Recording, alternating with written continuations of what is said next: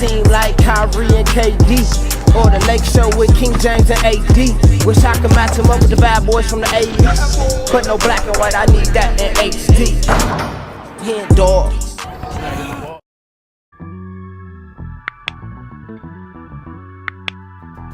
Yo, what's good, y'all? It's your boy HenDawg, and we back to it. You know how we do it.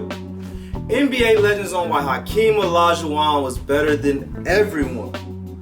I feel like it's only right I start diving into more Hakeem, because people been saying he was the best big of his era. So it's only right. It's only right. But before we get into it, make sure y'all subscribe to the channel. We going up, man. We rising every day. So help me out, man. You right there that's watching. I really appreciate it, man. And you go ahead and just subscribe to the channel, like this video, and write something in the comments. You know, I love when we engage. I try to respond to every single comment. If I don't, I apologize. But if you comment something good, I'm probably gonna respond to it, man. So go ahead and write something in the comments. Let me know how y'all feel about Hakeem. Let me know how y'all feel about the Dream. Anybody that nickname is the Dream, he gotta be pretty good, man. So let's get into this video. We got NBA legends on why Hakeem Olajuwon was better than everyone. Let's get it. Come here, David Robinson. Come here, David Robinson. The way to win this game tonight. Oh yeah, I got a question for y'all. Who is better? Who would y'all rather take? Hakeem Olajuwon or Moses Malone? And I feel like a lot of people might automatically say Hakeem, but Moses Malone won 3 MVPs. He won 3 MVPs, and I get it. Hakeem was playing with Jordan, so it's a little tough. But let me know in the comments who y'all got. Hey folks, how's it going? Welcome back to the Basketball Time Machine. My name is Sean David. Let's talk some old school NBA basketball. What up, Sean David? In this episode, we finally talk about my favorite big of all time again. It's been, quite a while, 6 months to be precise. And in this episode, I want to take a look at NBA legends giving their opinion about how good Hakeem Olajuwon really was. Let's talk about it. And I found some new clips that you hopefully haven't seen before. But before we dive into that, let me take a quick look at the video of today's sponsor. Today's video is brought to you by AG1 by Athletic Greens. Who? AG1 combines 9 health products. AG1 ain't paying us, so super. AG1 provides like Wallow. a busy day or a heavy week. With eat healthy stuff, taste. Ain't nobody ever noticed that Sean David kind of look like Wallow a little bit? Right, especially right there. If you don't know who Wallow is, Try. Click on the link in the description box and get your AG1 by Athletic Greens today. Gilly the kid's cousin.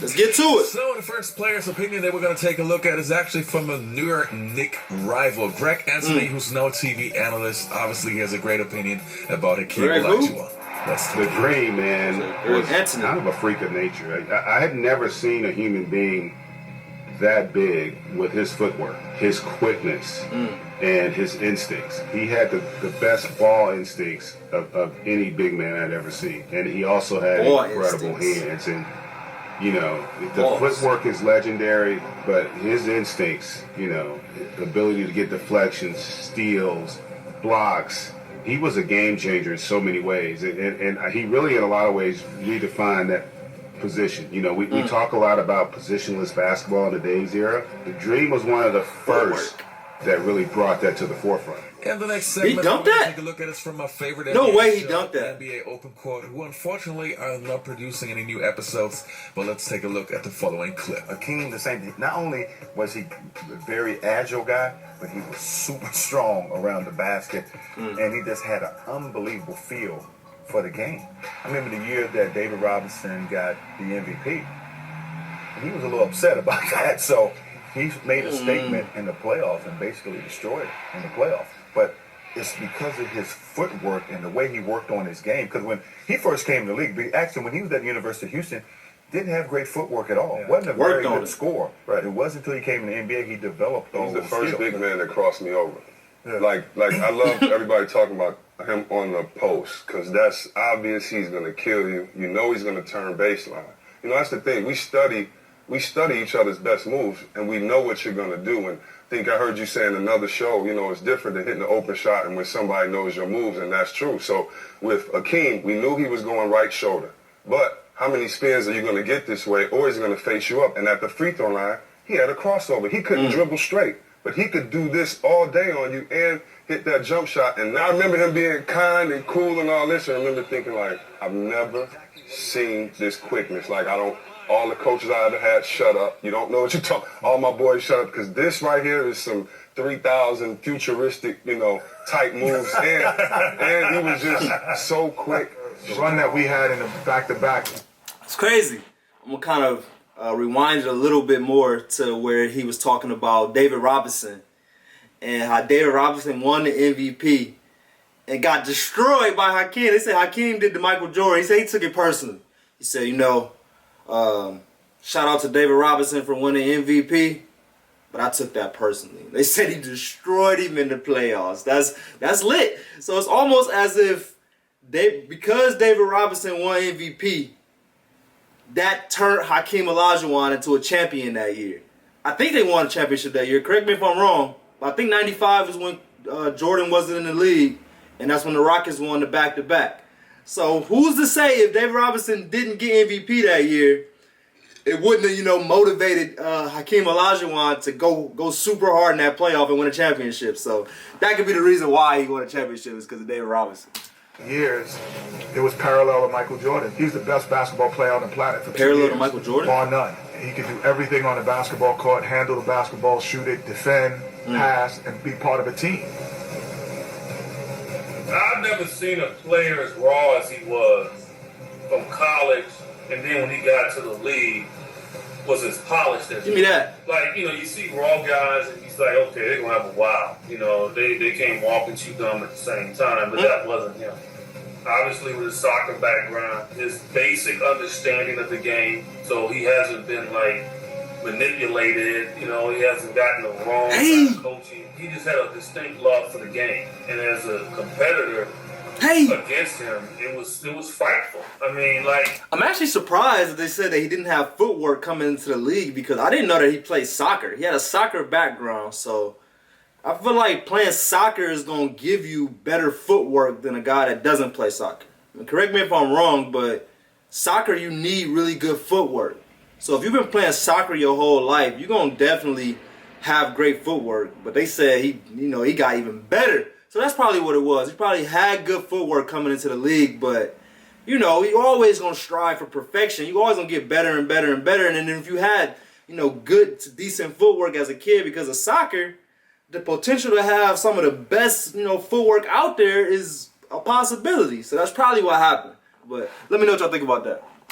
You think you have a layup, and he'd be like 4 feet off of you, and you have a good aim, Long and he'll still arms. block. That was a goal team right there. Obviously, get to play with Hakeem Olajuwon. You know, when we look at some of the greatest players in the NBA history, Who's it that? seems like the Dream's name is getting overlooked. Do you feel like he don't get the love that he deserves from basketball? Yeah, that shit's crazy. That's unbelievable, man. I mean, he got to be in the Michael Cooper? top 5 centers. I don't know who that Ever is. play this game, man. So yeah, man. Quiet, humble guy. You know, didn't say a lot. Wasn't in the spotlight like that. You know, they want all that shit. You know, so I think that's what like hindered him a little bit. But I mean, totally great person. When Killer. He came Muslim. Let me give you... Killer. Who was that though, y'all? For Hakeem Olajuwon. Earl Puritan said, he's two people. We got Hakeem, who give you the shake, and then I got to guard Olajuwon on the block. That's true. You know what? They should have did that. 2 scouting reports. One with the goggles on. The goggles on. I got Hakeem and Olajuwon. In '96, I was on the Olympic team, and we had Lenny Wilkins, and we didn't practice. So every day, Hakeem and I would play one-on-one. And his footwork was crazy, but he would tell me that he would take the footwork and the discipline of a guard and take that into the block. And so it all comes back to what we're saying. You see the athleticism, you see the shimmy and all that, but it's fundamentals. Footwork, fundamental basics. And he would take the guard footwork and say, I just do what you do, but I do it on the block. On the block. And he was one of the best to do it. What I can say about Hakeem Olajuwon is he has arguably the best footwork of any center this game has ever seen. The inside, the outside jabs, beautiful balance. It's the fakes that be Picks you killing up me. in drill shots, beautiful back to the basket game, always giving you that dream shake. That dream shake, it was one of the best moves from a big man that I've seen because it was so fluid. Oh my God, David Robinson. It wasn't any kind of like, no, it was like bam, spin, jumper. I mean, it was like clockwork. The dream shake was, he was a nightmare. I'm glad I didn't have to guard him. I'm sure the bigs used to be like, hey man, come here, Patrick Ewing. If he get cooking, y'all better come. I remember Elders, y'all better get John. Okay, let him do that again and don't nobody come help. If Sam and Kenny Smith beat you, I ain't helping you. You have to go help. He perfected that move. Come here, Shaq. Off the catch. It's a devastating move to his opponents. He has so many cameras off that one move. You know, he can come in with a quick spin to the baseline. He can come between. It's like the counters was crazy, but he looks so quick. Like when you're that quick, the counters is gonna work because when you take off on somebody really quick, they kind of feel like, you know, they're behind you, so they gotta hurry and catch up. And that's when the counter is perfect for somebody that feel like they gotta catch up. Because if you get past them to the point where they feel like they gotta catch up and hurry and run back, hit them with a pump fake, they flying, they all out to play. So that's kind of how I think he was able to, you know, be so great and have great footwork and the counters work so good was his first step and how quick he actually was. He fade away, step over. There was so many counters to that move, but it was amazing to watch. It was amazing how playing a one-on-one. He posted me up. He did it on everyone. Quick. Oh man! You got a camera? Get that on camera? He outplayed some of the greatest centers to ever lace up sneakers. He was so good that he was chosen over Michael Jordan. Much of what Joel Embiid is doing today, he was doing 30 years ago.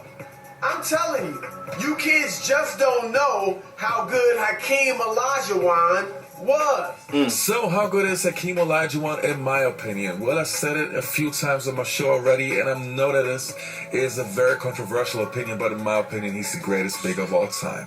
And I know that there are guys like Shaquille O'Neal, Will Chamberlain, Kareem Abdul-Jabbar, Bill Russell, and those guys, but I'm 100% sure if Hakeem would have played with a Magic Johnson, a James Worthy, and those guys, he also would have won more than 2 championships. And when it comes to the skill set, there's nobody as versatile on the big position as Hakeem the Dream Olajuwon. But you can post your opinion in the comments below, and don't forget to check out the sponsor of today's episode, and hopefully you'll see you next time on The Basketball. Appreciate you, Sean David. And I'm definitely going to react to that 10 Charles Barkley moments fans will never forget. I'll probably react to that once we get done with this one. But yeah, great video. And I think something I heard in another Hakeem video was, you know how good Hakeem has to be when there isn't people saying that, you know, the Houston Rockets should have got Michael Jordan with that pick. He was picked before Jordan, and they said the Rockets don't regret it. I mean, obviously it's Michael Jordan, man. You obviously could be like, they should have got Michael Jordan, but everything that Hakeem did for that franchise, you can't be mad at the pick.